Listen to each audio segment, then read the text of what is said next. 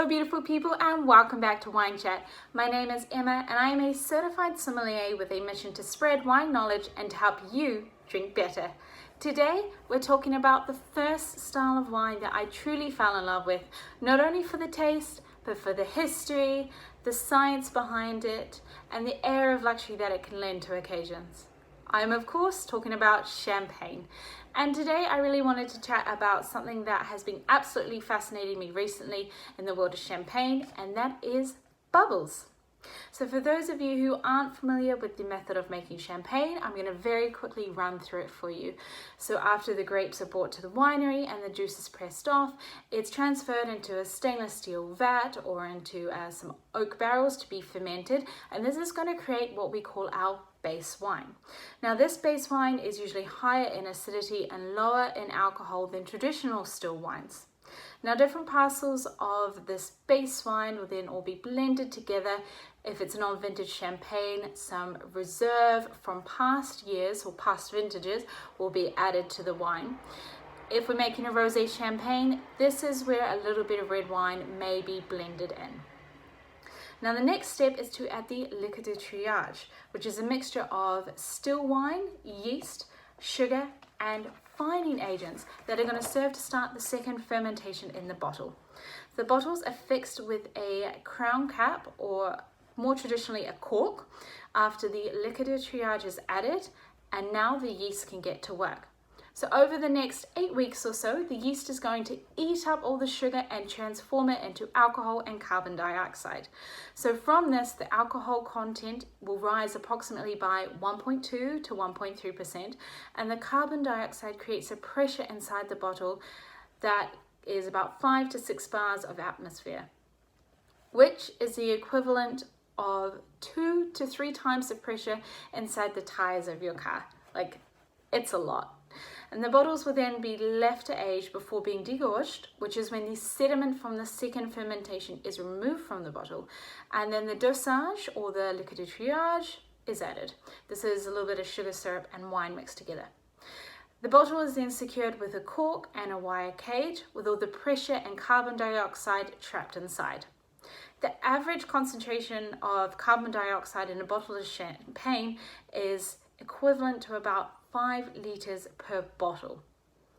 Now on average, every single bottle of champagne will contain about 80 million bubbles, but this actually only transforms to about 1 million bubbles per glass. Now this is due to the fact that a lot of carbon dioxide is lost during the opening, during the pouring, and the fact that not all the carbon dioxide gas will actually transform into a bubble. So how is a bubble created? So first you have the cellulose fiber, which is a trapped air bubble. When the pressure from the bottle is released and the wine is poured into a glass, we get carbon dioxide migration, in which a trapped air bubble is going to expand. The bubble is then released from the cell where it was trapped, and the residue left behind will create a new bubble. Over time, or further in the glass that the bubble has to travel, the bubble size and ascent velocity will grow. This is why it's always best to use a specially designed champagne glass or a more traditional white wine glass for your champagne, rather than those short, flat, kind of very wide coupe glasses. In a coupe glass, the bubbles have less time to travel, and so they're going to be a lot smaller. You really want your glass to have as much effervescence as possible, as a glass with more effervescence is going to have more aromatic intensity. Bubbles attract surfactant molecules as they ascend, including flavor-active volatile thiols, alcohols, aldehydes, and organic acids. Droplets from bursting bubbles contain much higher concentration of aromatic compounds than those found in the bulk of the liquid. This is why after a bottle of champagne has been open for a few days, the aromatic intensity will have dropped off, when often a normal bottle of still wine would still have been perfectly fine, if not on some occasions even better. The champagne's going to taste flat, it's not going to be as bold or as vibrant as it was on the day that you first opened it. So to avoid the loss of bubbles and the loss of aromatic intensity, open bottles should be very gently manipulated in order to avoid an exaggerated release of carbon dioxide. This means handling the bottle very gently and not overusing champagne stoppers when not needed. If you're constantly pouring from the bottle, just put the stopper on at the end of the night rather than putting it on after you pour every single glass, as every time you take the stopper off, it's going to encourage more carbon dioxide to leave the bottle, which means you're going to end up with less bubbles in the glass of champagne. Did you know that you can actually promote or encourage bubbles in the glass? So bubbles actually don't form unless they have a starting point.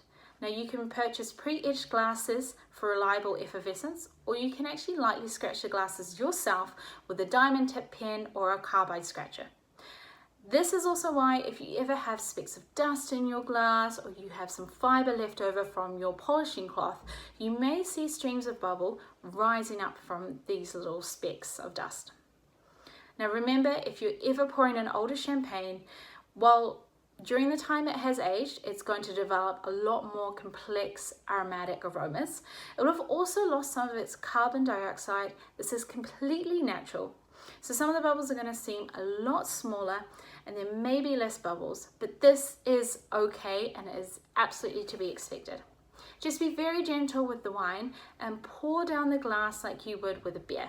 Pouring straight into the glass, is going to make the carbon dioxide evaporate faster than you can say Dom Perignon. Well, that's all for today. If you have any comments or questions about anything else you'd like to know about the world of champagne, please leave a comment below. Thank you so much for watching, and if you've learned anything new today about the bubbles in champagne, give this a like. So till next time everybody, and remember, drink better, be better.